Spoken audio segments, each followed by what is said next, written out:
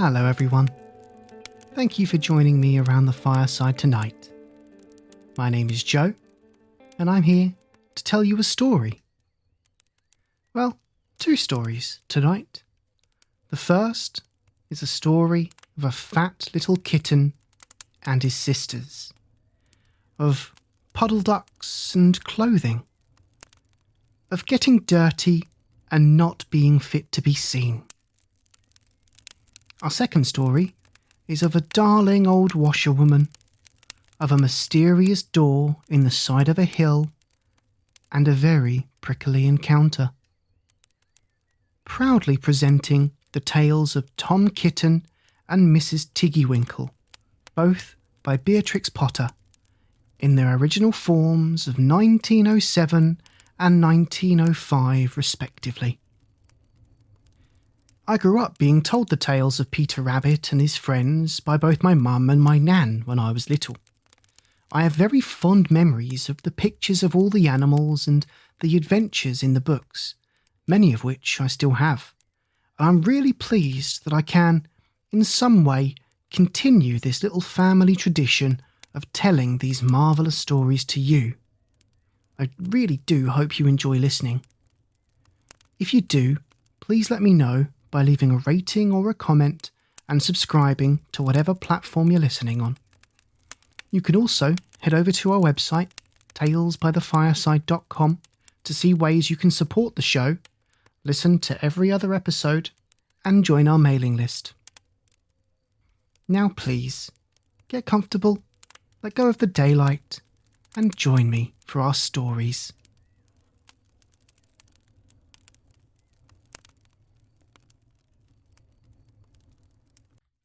The Tale of Tom Kitten by Beatrix Potter.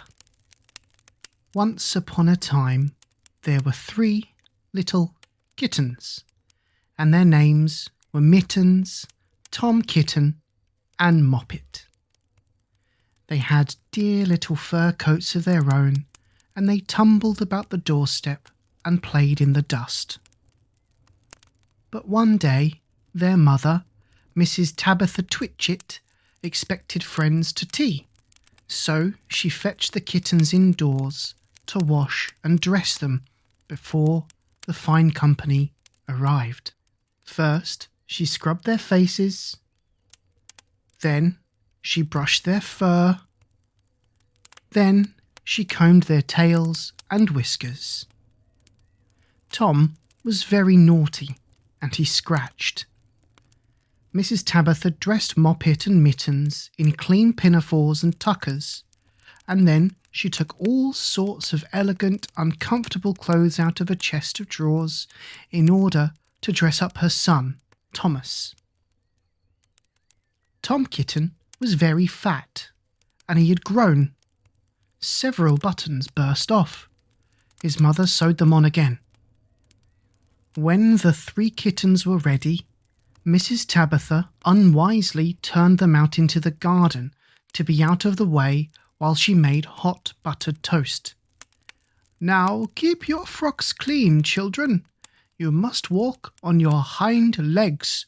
Keep away from the dirty ash pit, and from Sally Hennypenny, and from the pigsty, and the Puddle-ducks." Moppet and Mittens walked down the garden path unsteadily. Presently they trod on their pinafores and fell on their noses. When they stood up, there were several green smears. "Let us climb up the rockery and sit on the garden wall," said Moppet. They turned their pinafores back to front and went up with a skip and a jump. Moppet's white tucker fell down into the road. Tom Kitten was quite unable to jump when walking upon his hind legs in trousers. He came up the rockery by degrees, breaking the ferns and shedding buttons right and left. He was all in pieces when he reached the top of the wall. Moppet and Mittens tried to pull him together. His hat fell off, and the rest of his buttons burst. While they were in difficulties, there was a pit-pat-paddle-pat. and the 3 Puddle-ducks came along the hard high road, marching one behind the other and doing the goose step. Pit, pat, paddle, pat, pit, pat, waddle, pat. They stopped and stood in a row and stared up at the kittens. They had very small eyes and looked surprised. Then the 2 duck birds, Rebecca and Jemima Puddle-duck, picked up the hat and tucker and put them on. Mittens laughed so that she fell off the wall. Moppet and Tom descended after her. The pinafores and all the rest of Tom's clothes came off on the way down. "Come, Mr. Drake Puddle-duck," said Moppet. "Come and help us to dress him. Come and button up Tom." Mr. Drake Puddle-duck advanced in a slow, sideways manner and picked up the various articles. But he put them on himself. They fitted him even worse than Tom Kitten. "It is a very fine morning," said Mr. Drake Puddle-duck. And he and Jemima and Rebecca Puddle-duck set off up the road, keeping step. Pit, pat, paddle, pat, pit, pat, waddle, pat. Then Tabitha Twitchit came down the garden and found her kittens on the wall with no clothes on. She pulled them off the wall, smacked them, and took them back to the house. "My friends will arrive in a minute, and you are not fit to be seen. I am affronted," said Mrs. Tabitha Twitchit. She sent them upstairs, and I am sorry to say she told her friends that they were in bed with the measles, which was not true. Quite the contrary, they were not in bed, not in the least. Somehow there were very extraordinary noises overhead which disturbed the dignity and repose of the tea party, and I think that some day I shall have to make another, larger book to tell you more about Tom Kitten. As for the Puddle-ducks, they went into a pond. The clothes all came off directly, because there were no buttons, and Mr. Drake Puddle-duck and Jemima and Rebecca have been looking for them ever since.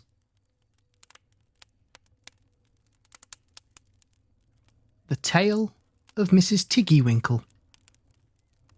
Once upon a time, there was a little girl named Lucy who lived at a farm called Little Town. She was a good little girl, only she was always losing her pocket handkerchiefs. One day, little Lucy came into the farmyard crying. Oh, she did cry so. "I've lost my pocket handkin. 3 handkins and a penny. Have you seen them, Tabby Kitten?" The kitten went on washing her white paws, so Lucy asked a speckled hen, "Sally Henny Penny, have you found 3 pocket handkins?" But the speckled hen ran into a barn, clucking, "I go barefoot, barefoot, barefoot." And then Lucy asked Cock Robin, sitting on a twig. Cock Robin looked sideways at Lucy with his bright black eye, and he flew over a stile and away. Lucy climbed upon the stile and looked up at the hill behind Little Town, a hill that goes up, up into the clouds as though it had no top. And a great way up the hillside she thought she saw some white things spread upon the grass. Lucy scrambled up the hill as fast as her stout legs would carry her. She ran along a steep pathway, up and up, until Little Town was right away down below. She could have dropped a pebble down the chimney.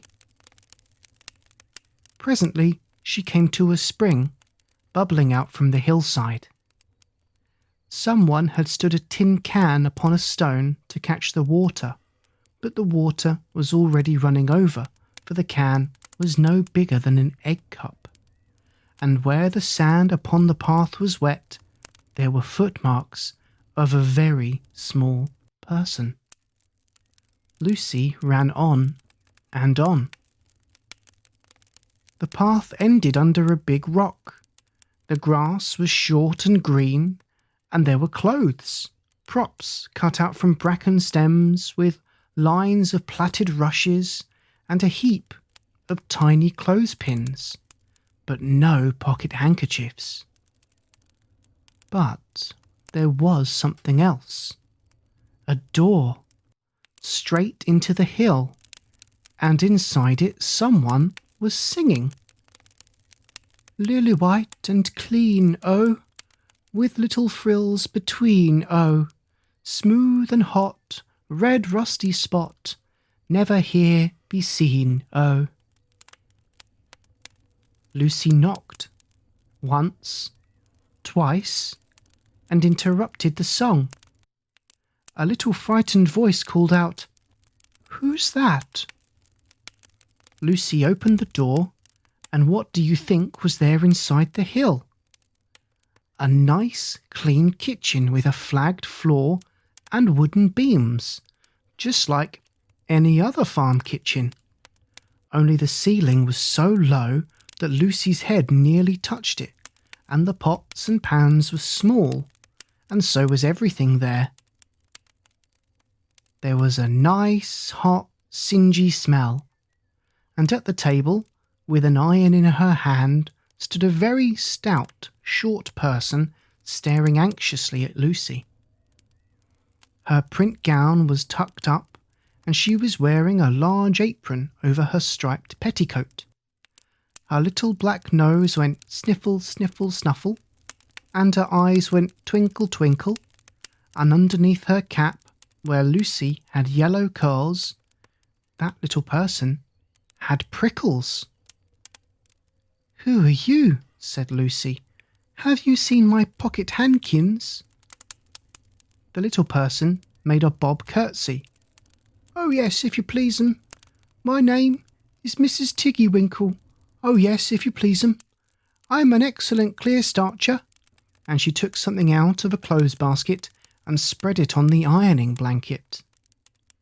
"What's that thing?" said Lucy. "That's not my pocket handkin." "Oh no, if you please 'em, that's a little scarlet waistcoat belonging to Cock Robin." And she ironed it, and folded it, and put it on one side. And then she took something else off a clothes horse. "That isn't my pinny," said Lucy. "Oh no, if you please 'em, that's a damask tablecloth belonging to Jenny Wren. Look how it's stained with currant wine. It's very bad to wash," said Mrs. Tiggy-Winkle. Mrs. Tiggy-Winkle's nose went sniffle, sniffle, snuffle, and her eyes went twinkle, twinkle, and she fetched another hot iron from the fire. "There's one of my pocket handkins," cried Lucy, "and there's my pinny." Mrs. Tiggy-Winkle ironed it, and goffered it, and shook out the frills. "Oh, that is lovely," said Lucy. "And what are those long yellow things with fingers like gloves?" "Oh, that's a pair of stockings belonging to Sally Hennypenny. Look how she's worn the heels out with scratching in the yard. She'll very soon go barefoot," said Mrs. Tiggy-Winkle. "Why, there's another handkersniff, but isn't mine... it's red?" "Oh no, if you please 'em, that one belongs to old Mrs. Rabbit, and it did smell of onions. I've had to wash it separately. I can't get out the smell." "There's another one of mine," said Lucy. "What are those funny little white things?" "That's a pair of mittens belonging to Tabby Kitten. I only have to iron them. She washes them herself." "There's my last pocket handkin," said Lucy. "And what are you dripping into the basin of starch?" "They're little dicky shirt fronts belonging to Tom Titmouse. Most terrible particular," said Mrs. Tiggy-Winkle. "Now I've finished my ironing, I'm going to air some clothes." "What are these dear soft fluffy things?" said Lucy. "Oh, those are woolly coats belonging to the little lambs at Scalegill." "Will their jackets take off?" asked Lucy. "Oh, yes, if you please 'em. Look at the sheep mark on the shoulder. And here's one marked for Gatesgarth, and 3 that come from Littletown. They're always marked at washing," said Mrs. Tiggy-Winkle. And she hung up all sorts and sizes of clothes.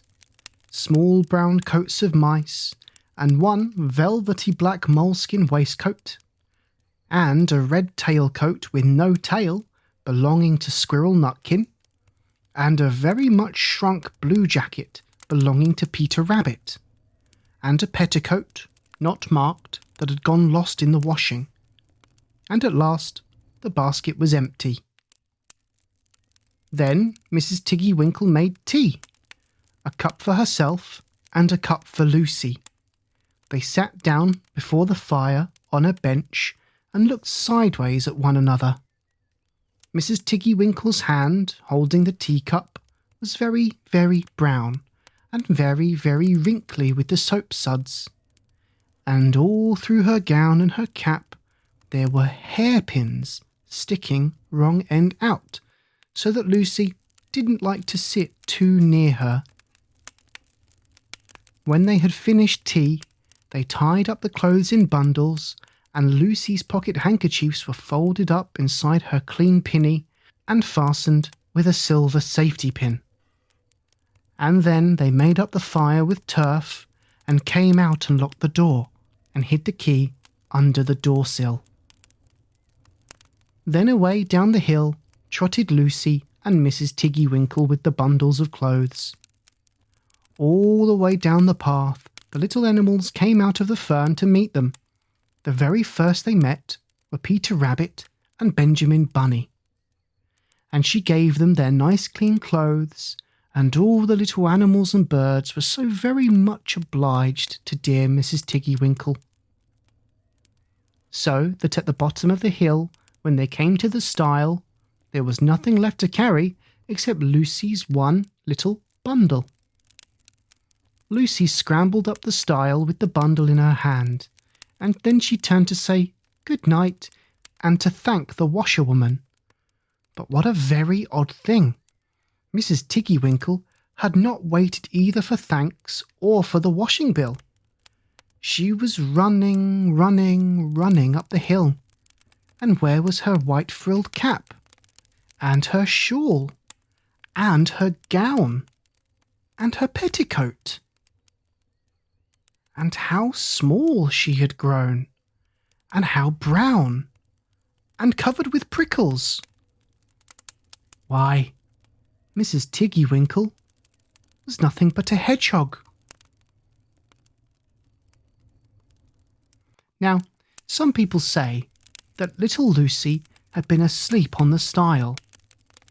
But then, how could she have found 3 clean pocket handkins and a pinny pinned with a silver safety pin? And besides, I have seen that door into the back of the hill called Cat Bells. And besides, I am very well acquainted with dear Mrs. Tiggy-Winkle. Good night.